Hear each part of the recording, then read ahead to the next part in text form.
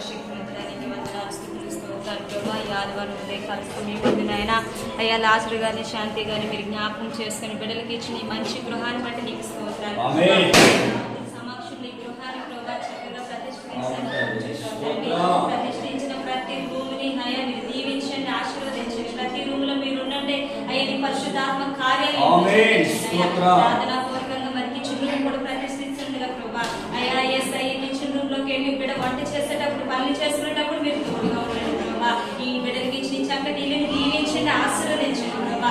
ఈ గృహంలోని గొప్ప కార్యాలు బిడ్డల చుట్టూలో జరిగించమని అయ్యా మా సావుకు ద్వారా జరిగిన ఈ ప్రార్థన కూడిక అంతటిని బట్టి కుటుంబానికి పిల్లలకే తండ్రి రక్త సంబంధంతో వచ్చిన ప్రతి ఒక్కరికి దీవెన దయచేయమని ఈ సమయం అంతా తండ్రి ప్రభా.